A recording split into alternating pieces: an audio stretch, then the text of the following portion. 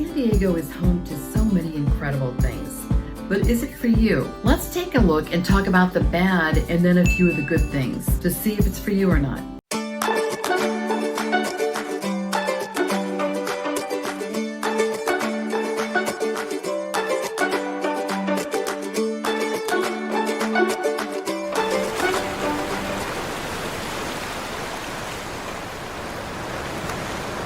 Hi, my name is Kathy Jackson. I'm a realtor with Keller Williams San Diego Metro, and I've been a realtor for years. Today, we're going to take a look at some of the bad and good features to help you decide if this town is for you or not. Let's start with the bad. First of all, let's talk about the weather. The weather is usually between 60 and 80 degrees, and it's sunny about 270 days out of the year. However, there's a time of the year where the weather really isn't that great. It's when you would expect it to be great, and it's in June as well as May.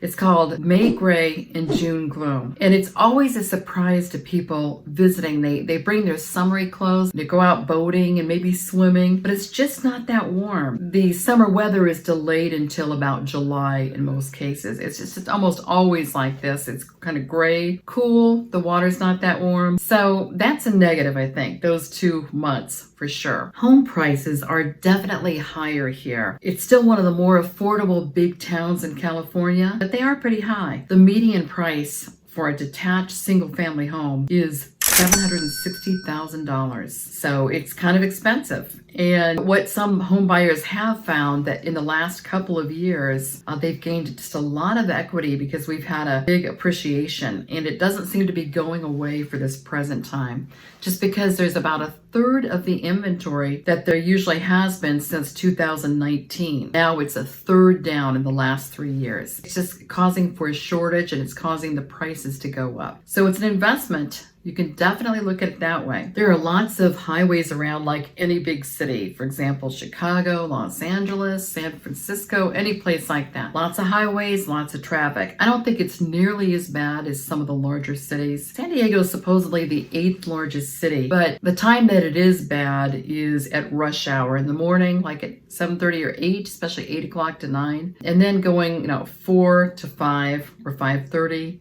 Up the 5, it's really weighted down, the traffic is, and you could be stuck for a little while, especially if you're going like from Coronado down to Chula Vista, or if you're going on up to North County from the South County area. It's just a lot of traffic. Now, if you don't want to spend money on restaurants or gain weight, they can both go hand in hand. You may not want to move here because there are some good restaurants around. Lots of variety, lots of good Mexican food, but many other kinds of food besides that, like seafood, for example. Thai, Chinese, just all kinds of food. Italian, there's Little Italy where they have all kinds of Italian restaurants. There's some fun places to go that have just different themes. I love those themed places like Craft and Commerce. They even have like a hidden little tiki bar that's in the back. A lot of people don't know about it. It's really fun though.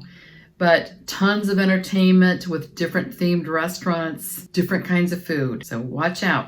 Beaches are what a lot of people think of when they think of this town. Just several great beaches. I'm going to start with Coronado. They've got some of the nicest beaches, especially starting at the Silver Strand, which is just south of Coronado, and it's part of Coronado, down the little peninsula. It's got like 1.5 miles of great beach there. It's not that crowded. And then there's right in Coronado by the Hotel Del, there's about 1 mile or so of beach, plus a place for dogs to come on the beach as well at the end. It's closer to the naval base. And you go up the coast, you got Ocean Beach, nice little beach there. Encinitas has a nice beach area, good for surfing. A lot of people like to surf there. Del Mar, Oceanside, Black's Beach is by Torrey Pines. A lot of nice, pretty scenery, beaches, good for surfing or other water sports. Hiking is another thing that is really great around here. Plenty of trails. I'm going to start with 3 right now. Well, Cowles Mountain, I've talked about that before, but it is nice. A lot of people like to go up it. It's near La Mesa in San Carlos and Del Cerro. Really nice hike up. Takes about 1.5 hours to get up. At least for me it does. I think for other people it might take about 1 hour. But it's a good workout. Your thighs will be a little bit sore afterwards, but it is a good workout. Then you go over to Mission Trails Regional Park.